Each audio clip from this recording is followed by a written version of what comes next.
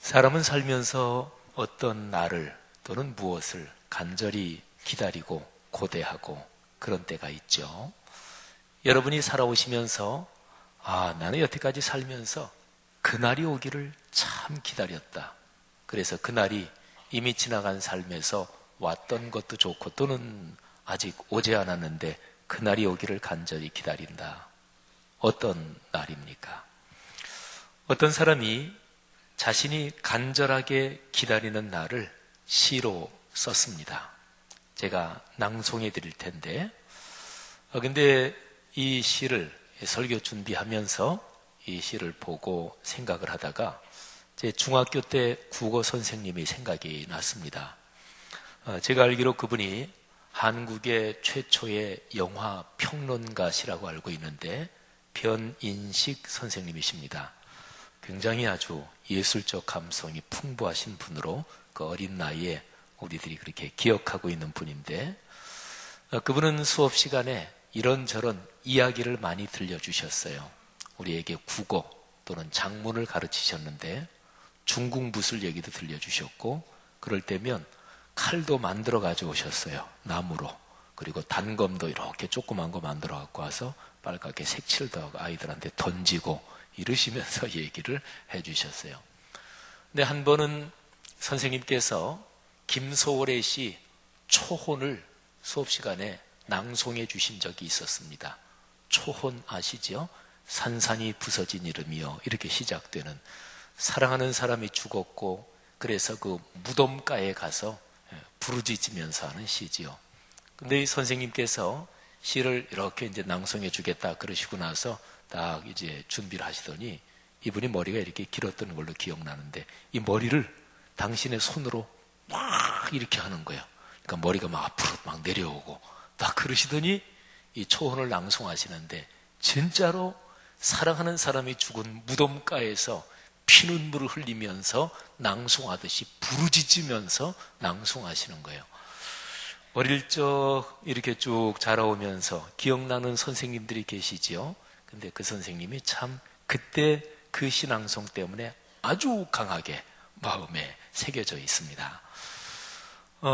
사실은 오늘 제가 읽어드릴 이 시는 제목이 그날이 오면, 이게 제목이고, 초혼만큼 그렇게 절절하게 피눈물을 토하는 그거하고는 조금은 다르지만 거의 그 비슷한 감성이 있는 시입니다.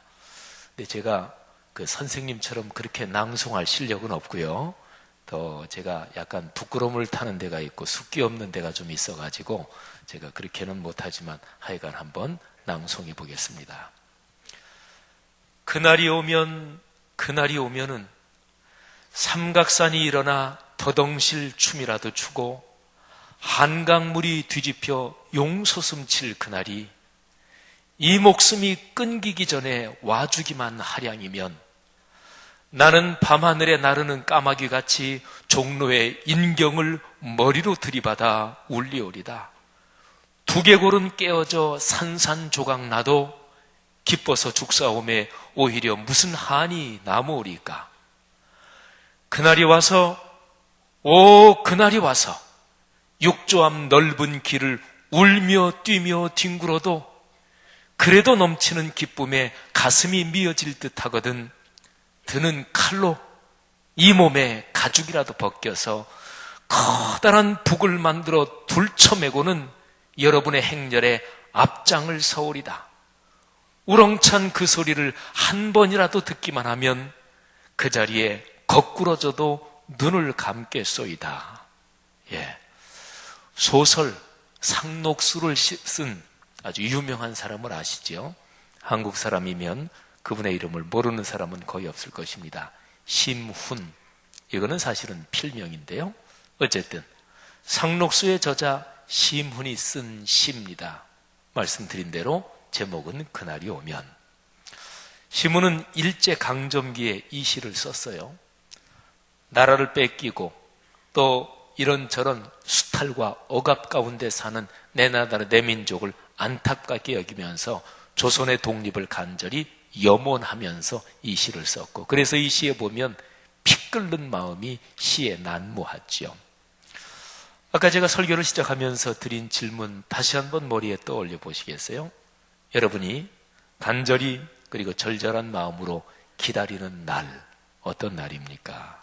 또 간절한 소원이 무엇이냐? 이 질문하고도 비슷한 거죠. 여러분이 앞으로 걸어가시는 여러분의 남은 인생 여정에서 이런 날이 왔으면 좋겠다 생각하는 그런 날이 무엇입니까? 시문은 1919년 3.1 독립만세운동에 적극적으로 참여했습니다. 그래서 일제에 의해 체포됐고 그리고 8개월간 옥살이를 했습니다. 그런데 그때의 시문의 나이가 18살이었습니다. 요즘으로 말하면 고3 정도 나이가 된 거죠. 옛날에는 사회화 과정이 빨랐고 요즘은 사회화 과정이 상당히 더 길어졌기 때문에 요즘 나이로 하면은 한 20대 중반 정도 된다 이렇게 보셔도 괜찮습니다. 시문이 감옥에 갇혀서 어머니에게 쓴 편지들이 있습니다. 그 편지들 중에서 제가 한 2곳 정도 또 읽어드리겠습니다. 어머님께서는 조금도 저를 위하여 근심치 마십시오. 지금 조선에는 우리 어머님 같으신 어머니가 몇천 분이요 몇만 분이나 계시지 않습니까? 그리고 어머님께서도 이 땅에 이슬을 받고 자라나신 공로 많고 소중한 따님의 한 분이시고 저는 어머님보다 더 크신 어머님인 조국을 위하여 한 몸을 바치려는 영광스러운 이 땅의 사나이외다. 18살 청년이 감옥에 갇혀서 어머니한테 쓴 편지입니다. 다른 편지의 한 부분을 또 읽어드릴게요. 어머님, 우리가 천번 만번 기도를 올리기로써니 굳게 닫힌 옥문이 저절로 열려질 일은 없겠지요. 우리가 아무리 목을 놓고 울며 부르짖어도 크나큰 소원인 민족 독립이 하루아침에 이루어질 리도 없겠지요. 그러나 마음을 합하는 것처럼 큰 힘은 없습니다. 한데 뭉쳐 행동을 같이 하는 것처럼 무서운 것은 없습니다. 우리들은 언제나 그 큰 힘을 믿고 있습니다. 생사를 같이 할 것을 누구나 맹세하고 있으니까요. 그러기에 나이 어린 저까지도 이러한 고초를 그다지 괴로워하여 하소연해 본 적이 없습니다. 참 18살 그 펄펄 피가 끓는 그 청년이 나라를 얼마나 사랑하는지 이 편지문 또 시에 절절하게 나오죠. 그날이 오면 이 시는요, 시문이 1930년에 쓴 거예요. 그러니까 3.1 독립운동에 참여했다가 옥살이를 하고 그리고서 이제 한 11년이 지나서 1930년 3.1절을 맞이해서 쓴 시입니다. 그리고 시문은 이 시를 담아서 책을 내려고 했어요. 책 제목도 그날이 오면 이렇게 정해서 1932년에 시집을 발간하려고 했는데 조선 총독부의 검열에 걸렸습니다. 지금 화면에 보시는 것처럼 이 그날이 오면이라는 시가 있는 고면에 삭제하는 조선 총독부의 검열 도장이 찍혀 있죠. 시문의 시집은 그래서 발간되지 못합니다. 그리고 1949년 해방되고 나서 말하자면 유고집이 되어 그의 형 둘째 형 심설송에 의해서 한성 도서 주식회사에서 시집으로 간행이 되죠. 시문이 세상을 떠난 것은 조선이 독립하기 한 10여 년 전 1936년에 세상을 떠나고 맙니다. 영국의 옥스퍼드 대학교의 시학 교수 바우라라는 교수가 계신데 이 교수가 시문의 이 시에 대해서 다음과 같이 평을 했다 그래요. 시와 정치 이런 바우라 교수의 책에 나오는 그런 인용문인데요. 설령 가까이 있을 것 같지 않더라도 감격적인 미래가 환기하는 격렬하고도 숭엄한 정서. 자, 제가 조금 설명을 드릴게요. 설령 가까이 있을 것 같지 않다. 시문이 아까 어머니한테 보낸 편지문에도 있는 것처럼 조선의 독립을, 내 민족의 독립을 그렇게 간절히 원하는데 독립이 가까이 있다? 그럴 것 같지 않다는 거죠.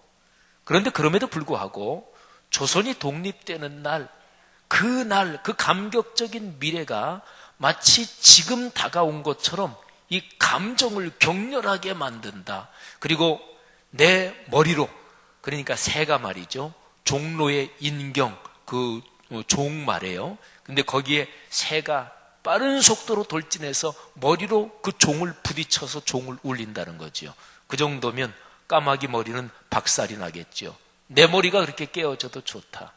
그리고 조선이 독립된다면 잘 드는 칼로 내 살가죽을 벗겨서 그걸로 북을 만들어서 그 북을 치면서 그 감격스러운 행렬에 제일 앞에 서겠다. 그러니까 내 목숨까지도 바치겠다, 이런 거죠. 그러니까 숭엄하다, 이런 표현을 쓴 거죠. 여러분, 이게 참 중요한 논평입니다. 이 바우라 교수가 이 시문의 시에 대해서 논평한 거는 성경에 나오는 아주 중요한 주제하고 일맥상통합니다. 한번 제가 잘 정제해가지고 표현을 해봤는데 한번 들어보세요. 가까이 있을 것 같지 않은데 가장 가까이 있다고 확신하는 날, 그 어떤 날. 가까이 있을 것 같진 않아요. 근데 마음속에 그날이 가까웠다. 일반 사람들은 상식적으로는 그날 가까웠다고 말도 안 되는 얘기 하지 마. 아마 멀었어, 아직 안 올지도 몰라. 그런데 어떤 사람들 마음에는 그날이 무지무지하게 가까이 있다고 확신이 든다는 거예요. 남들은 그런 날이 오겠느냐고 생각하는데 반드시 그날이 온다, 이렇게 확신하는 사람, 또 그런 마음. 아직 그날이 오지 않았는데 확신과 믿음 안에서 그날이 이미 온 것처럼 감격하는 사람. 자, 여러분 생각해 보십시오. 우리의 비근한 생활 체험에서 이런 현상이 언제 일어날까요? 어렸을 때 소풍 가는 날을 기다리고 기다리던 그런 경험을 한번 떠올려 보세요. 또는 설날 기다리던 그런 경험도 좋습니다. 그날은 아직 오지 않았어요. 그런데 그 날을 기다리면서 마음속에는 소풍 가는 날이 되면, 설날이 되면 그때 세뱃돈도 받고 소풍 가는 날 맛있는 것도 먹고, 이런 감격 기쁨은 지금 여기에서 이미 작동하고 있다, 이런 거죠. 바로 그런 것이 성경에서 말하는 믿음의 현상입니다. 여러분, 믿음을 가진 사람은 내가 간절히 바라는 어떤 날이 아직 안 왔는데도 그 날이 왔을 때 느끼는 감동과 기쁨을 지금 여기서 이미 느끼고 있어요. 이게 믿음의 힘이에요. 여러분, 성경에서 말하는 그런 믿음의 구조가 성경 여러 곳에 나와요. 제가 아까 시문 씨의 시를 낭송해 드렸는데 지금으로부터 한 80몇 년 전의 시잖아요. 그런데 시문보다 2400년 전에 살았던 어떤 선지자가 바로 시문 씨가 쓴 그날이 오면 이 시 구조와 아주 거의 비슷한 그런 시를 쓰고 있습니다. 구약 성경의 맨 마지막 책 말라기서 4장. 이 말라기라는 선지자의 이름은 나의 사자, 이런 뜻을 가지고 있다고 생각이 되는데, 그런데 이 선지자가 예언적인 시를 씁니다. 말하자면 말라기서 4장 1절부터 3절까지 제가 읽어드릴 텐데, 시문 씨의 시를 한번 생각하고 또 그 시 구조에 있는 아직 오지 않았는데 지금 내 마음속에서 이미 작동하고 감격스럽게 넘치고 있는 기쁨, 이런 거를 생각하면서 말라기서 말씀을 한번 들어보세요. 만군의 여호와가 이르노라.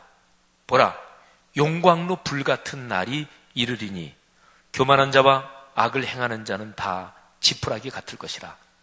그 이르는 날에 그들을 살라 그 뿌리와 가지를 남기지 아니할 것이로되 내 이름을 경외하는 너희에게는 공의로운 해가 떠올라서 치료하는 광선을 비추리니 너희가 나가서 외양간에서 나온 송아지 같이 뛰리라.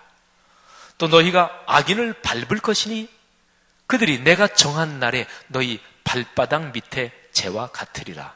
만군의 여호와의 말이니라. 아멘. 여러분, 지금 선지자는 하나님이 말씀하시는 1인칭 어법으로 선포하고 있어요. 그런데 정확하게 말하면 단순히 어법, 화법 정도가 아닙니다. 지금 이 말라기 선지자 그 안에 하나님의 영이 내리셨어요. 그래서 거룩한 영, 그 영에 사로잡혀서 거룩한 영이 말라기의 입을 통해서 말씀하고 있는 거예요. 그래서 지금 선포하는 여호와의 날, 그날은 아직은 오지 않았어요. 그런데 말라기 선지자 이 사람은 마치 그날이 지금 온 것처럼 그렇게 감격하고 그런 확신으로 선포하고 있죠. 선지자가 간절히 기다리는 그날, 그날은 어떤 날일까요? 그는 두 가지 의미를 가지고 있어요. 교만한 자, 하나님을 거역하는 자에게는 무서운 심판의 날이 될 것입니다. 그리고 그날에 교만한 자, 하나님을 거역하는 자들은 의로운 사람들의 발에 짓밟히는 그런 먼지, 재처럼 그렇게 망할 것입니다. 그런데 하나님을 경외하는 사람들에게는 정반대의 일이 일어날 거예요. 그들은 복을 받을 것입니다. 그리고 의로운 해가 떠올라서 하나님을 경외하며 살고 주님을 위해서 헌신하고 이 세상에 살면서 악한 사람들에게 무고한 공격을 당하고 그래서 혹시 받았을 마음의 상처나 그래서 받았을 어려움이나 이 모든 것을 하나님이 축복하시는 의로운 해가 떠오르면서 그 빛이 의로운 사람들의 모든 어려움, 고통, 고난 그런 흔적들을 다 치료해 주신대요. 그리고 놀라운 복으로 채워주신대요. 이게 바로 그날이 오면 일어날 일입니다. 자, 그런데요, 더 중요한 것이 있습니다.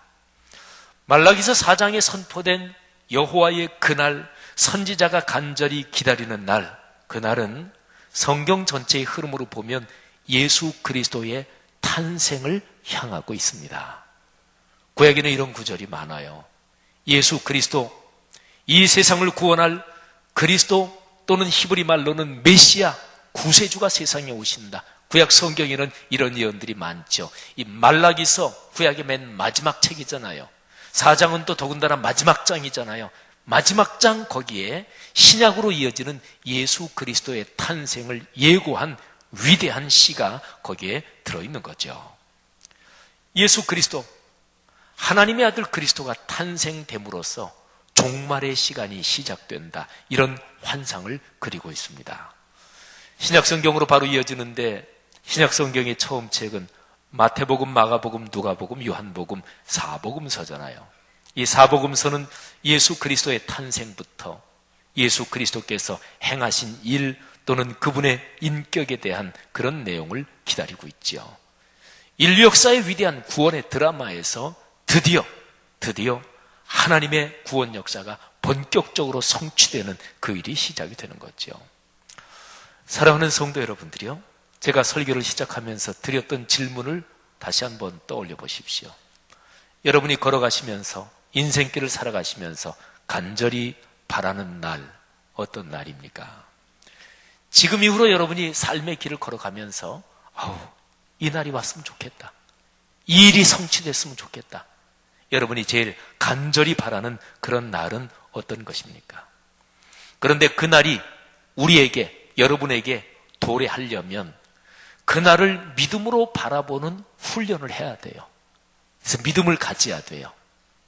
믿음을 가져야, 그래야 지금 현실의 어려움 속에도 불구하고 다른 사람이 보기에는 그날 꿈도 꾸지 마, 그날 어림도 없어, 그거는 망상이야, 다른 사람이 전부 다 그렇게 얘기하고 통계 수치도 그렇게 얘기하고 현실적인 모든 여건을 다 대입해봐도 그날이 올 가능성은 없어, 이럼에도 불구하고 하나님의 거룩한 약속의 그날이 온다, 이거를 확신할 수 있어요. 이걸 믿음이라고 그래요. 믿음을 가지고 산다 하는 게 바로 이런 걸 말합니다.